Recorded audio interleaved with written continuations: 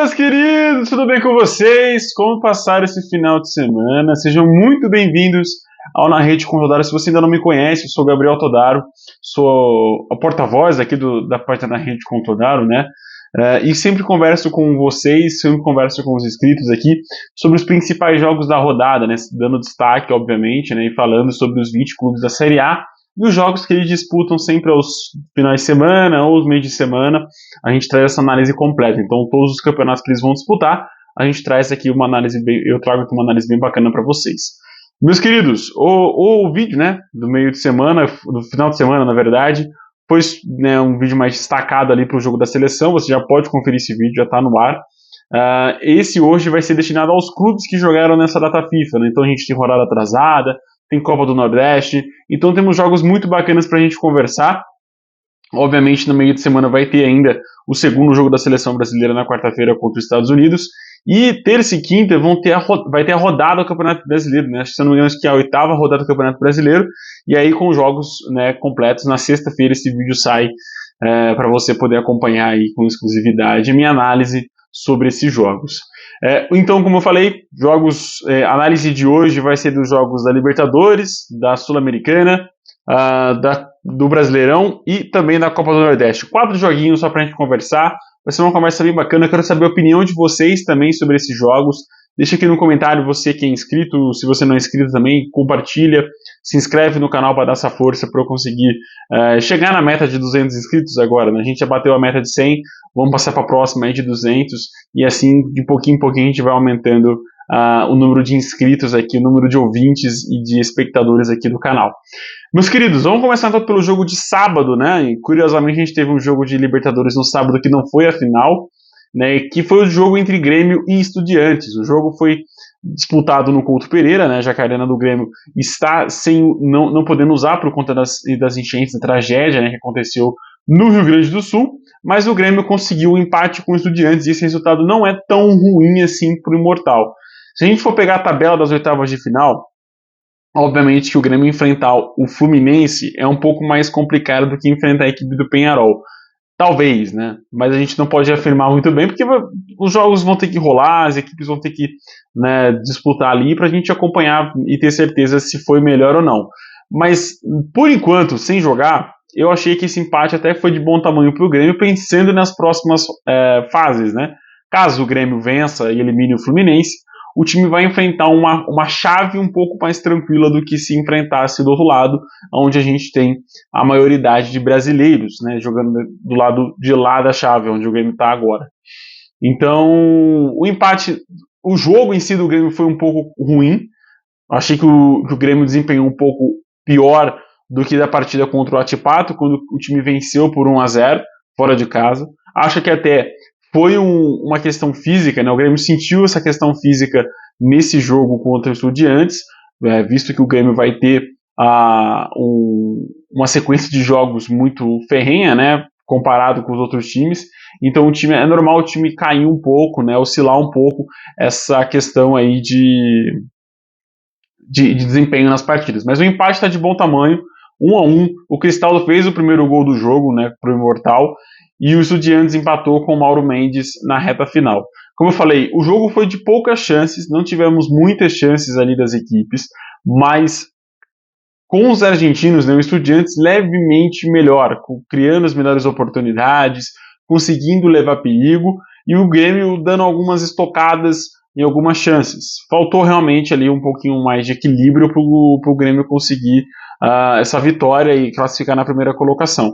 Mas o empate, como eu falei, está de bom tamanho. Vai pegar o Fluminense, que não está vivendo um bom momento. Está numa situação um pouco complicada na Libertadores. Por enquanto, todos os jogos que pegou levou dificuldade, teve dificuldade de conseguir vencer. E nesse jogo contra o Grêmio, eu acho que vai ter mais dificuldade ainda, porque são equipes muito parelhas, que conseguem jogar um futebol muito bacana e que talvez consigam fazer uma boa oitava de final, como o Botafogo e Palmeiras, por exemplo, outro duelo brasileiro, vai fazer do outro lado da chave. Mas também no sábado tivemos um jogo pela Sul-Americana. O Inter conseguiu a vitória por 1-0 contra a equipe do Delfim, vai para os playoffs, onde vai enfrentar a equipe do Rosário Central. Se tratando... eu só vou abrir a tabela, porque eu esqueci de abrir essa tabela, né? Uma pessoa organizada abriria a tabela, já ficaria de bom tamanho. Mas o Inter vence o Delfim, consegue fazer um jogo um pouco honesto, teve bastante dificuldade de conseguir converter suas chances que criou bastante em gol, mas né, eu acho que essa questão, o jogo foi muito mais tenso, né? Foi um jogo muito truncado, com muitas faltas, mas mesmo assim o Inter conseguiu fazer esse 1-0 aí, deu essa vitória importante pro time colorado. Mas vai enfrentar a equipe do Rosário Central. Como eu estava falando, o Inter não encontrou muitas equipes que conseguissem equiparar na questão de qualidade.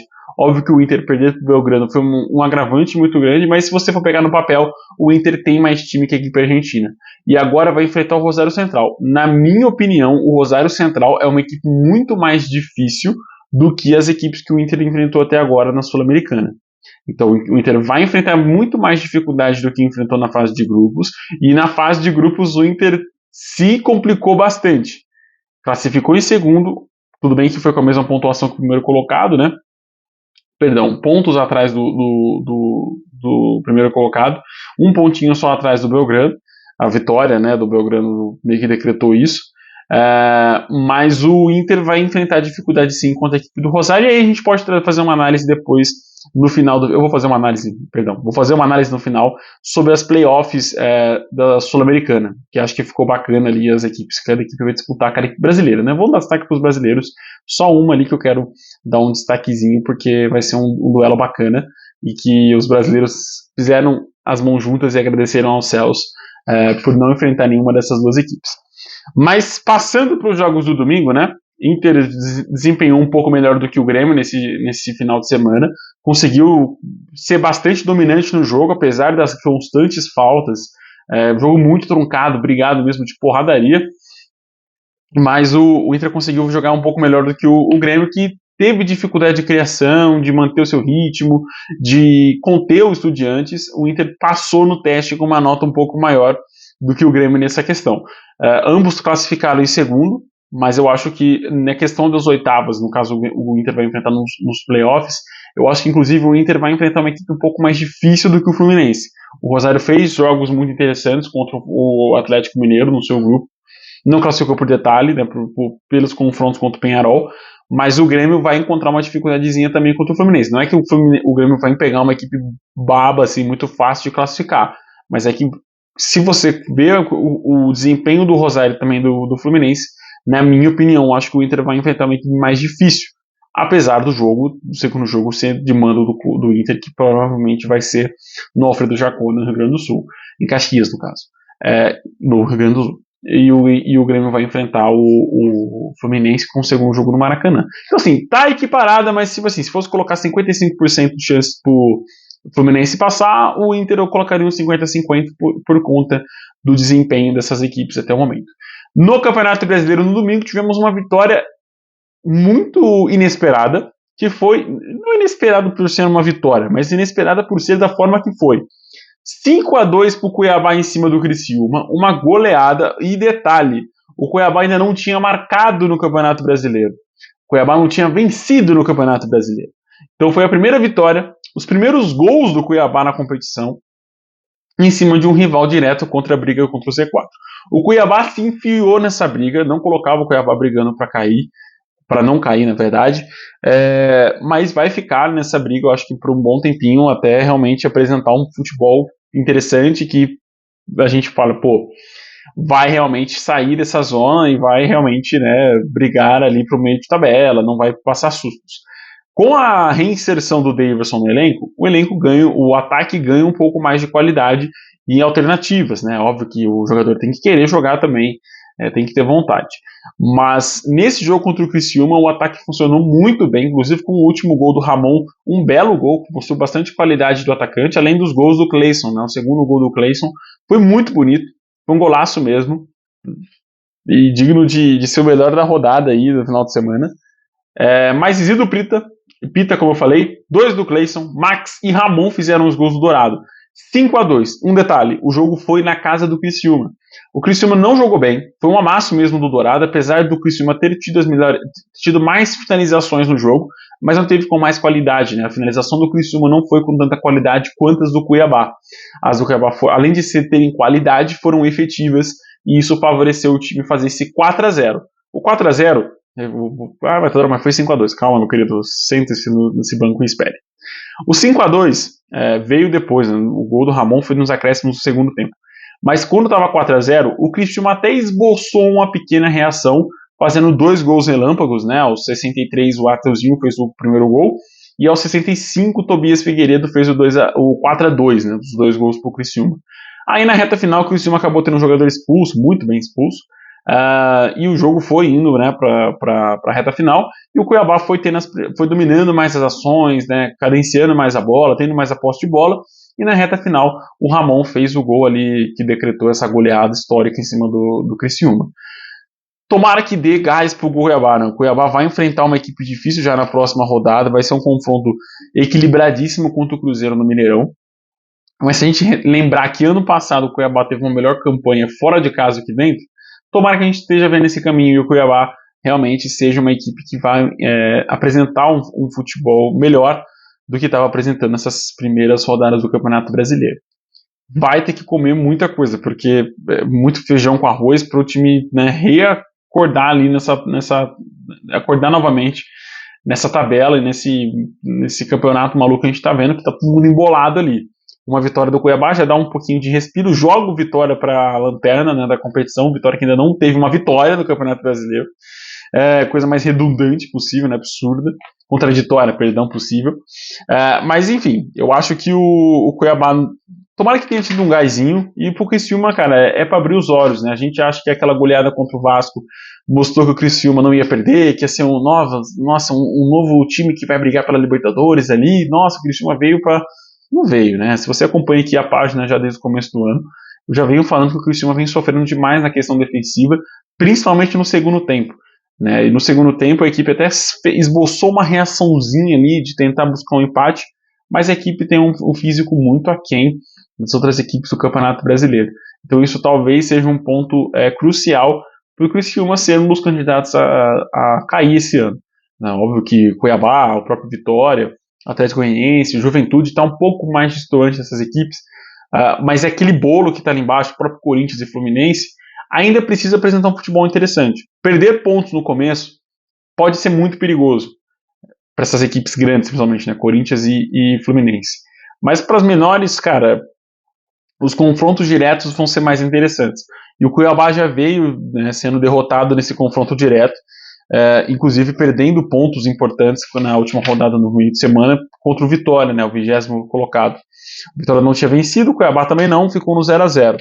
Né, então acho que a gente pode esperar aí que o Cuiabá tenha uma reação, para não colocar tantas fichas assim. Né. O próximo confronto contra o Cruzeiro, por exemplo, será um confronto bem equilibrado de duas equipes que precisam vencer. Né. O Cruzeiro até está numa posição melhor do que o Cuiabá, na 9ª colocação, mas é aquilo que eu falei, tá tudo embolado. Uma vitória seguida do Cuiabá joga a equipe já para fora da zona de rebaixamento, por exemplo.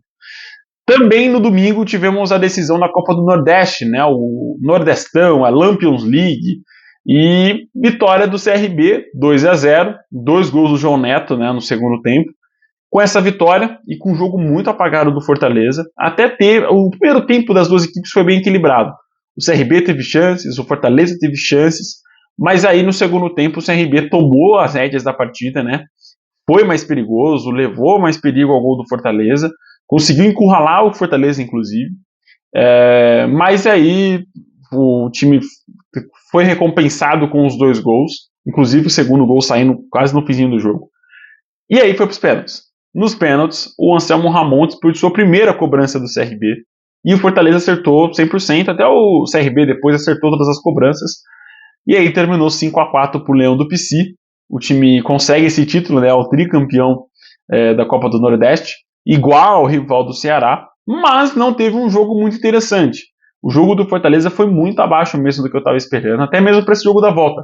E no último vídeo, se você for lembrar, eu falei que a equipe tinha que entrar ligada, que o 2-0 era um placar muito perigoso, que não era um placar irreversível, dava para reverter. fazer o próprio 2-0 como a equipe do CRB fez. E isso aconteceu. Né? O CRB conseguiu fazer 2-0, levou para os pênaltis e por pouco o Fortaleza não é eliminado. Nas últimas 5 decisões por pênaltis, o Fortaleza só tinha ganhado em uma. E agora consegue, nas últimas 6, classificar em 2. É um saldo muito negativo do Fortaleza nas penalidades.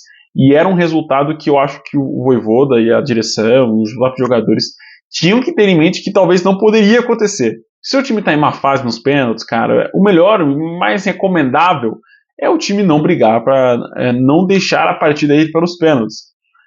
Mas isso não aconteceu, o Fortaleza jogou muito mal no segundo tempo, principalmente, sentiu demais essa pressão do CRB e acabou indo para os pênaltis, e aí o Fortaleza acabou sendo o grande campeão, numa displicência, numa cobrança, vou dizer assim, medonha, mas foi muito mal mesmo. O Samuel Ramon desperdiçou, chutou para fora, foi bem para fora mesmo, e o Fortaleza foi campeão.